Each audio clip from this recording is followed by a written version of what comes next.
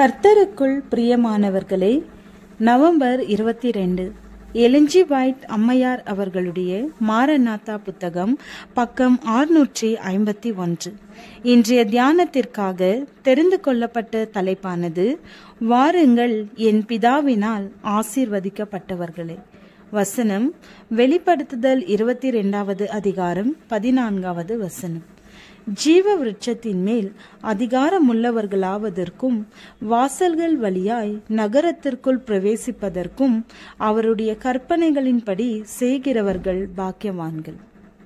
கடைசியிலே பரலோகம் சென்றடைந்து அங்கிருக்கிற பாடல் குழுவிலே சேர்ந்து கொள்ள எதிர்பார்த்திருக்கின்றோமா? குணத்தை பொறுத்தமட்டில் கல்லறைகளுக்குள் போகும் வண்ணமாகவே நாம் எழுந்து வருவோம். நம்மை கழுவி சீர்படுத்த இதுவே நேரமாகும். தேவனுடைய சிங்காசனத்தையும் அதை சுற்றிலும் இருக்கிற பெருங்கூட்டத்தையும் யோவான் பார்த்தார். இவர்கள் யார் என்று கேட்டார். இவர்கள் மிகுந்த உபத்திரவத்திலிருந்து வந்தவர்கள். இவர்கள் தங்கள் அங்கிகளை ஆட்டுக்குட்டியானவருடைய இரத்தத்திலே தோய்த்து வெளுத்தவர்கள் என்கிற பதில் வந்தது. கிறிஸ்து அவர்களை ஜீவ தண்ணீர்கள் அண்டைக்கு நடத்தி செல்கிறார். இங்கேதான் ஜீவ விருட்சம் இருக்கிறது. நமது அருமையான மீட்பரும் இருக்கிறார். தேவனுடைய ஜீவியத்தோடு அளவிடப்படும் அந்த வாழ்வு இங்குதான் நமக்கு அளிக்கப்படுகிறது. அங்கே வேதனை இல்லை, துக்கம் இல்லை, வியாதி இல்லை, மரணம் இல்லை. அனைத்தும் சமாதானமாகவும் இணக்கமாகவும் அன்போடும் காணப்படுகிறது. நித்திய ஜீவனுக்காக நம் குணங்களை கட்டுவதற்காக நம்முடைய மானிட முயற்சிகளோடு சேர்ந்து பிரயாசப்பட தேவையான கிருபையையும் பலத்தையும் வல்லமையையும் பெற்றுக்கொள்ளத்தக்கதான காலம் இதுவே. இந்த ஆயத்தத்தை நாம் செய்யும் பொழுது தேவனுடைய தூதர்கள் நமக்கு ஊழியம் செய்வார்கள்.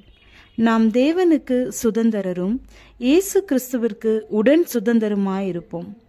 இப்படி இருக்க கடைசி எக்காலம் தொனித்து மரித்தவர்கள் தங்கள் சிறை வீட்டிலிருந்து அழைக்கப்படும் போது ஒரு நொடியிலே, ஒரு இமை பொழுதிலே மறுரூபமாவார்கள்.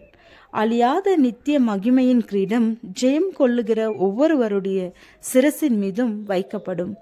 சத்தியத்தை கைக்கொண்ட நீதியுள்ள ஜாதி உள்ளே பிரவேசிப்பதற்காக முந்திலான கதவுகள் திறந்து கொள்ளும்.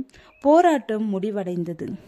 வாருங்கள் என் பிதாவினால் ஆசீர்வதிக்கப்பட்டவர்களே, உலகம் உண்டானது முதல் உங்களுக்காக ஆயத்த பண்ணப்பட்டிருக்கிற ராஜ்யத்தை சுதந்தரித்து கொள்ளுங்கள். இந்த ஆசீர்வாதம் உங்களுக்கு வேண்டுமா?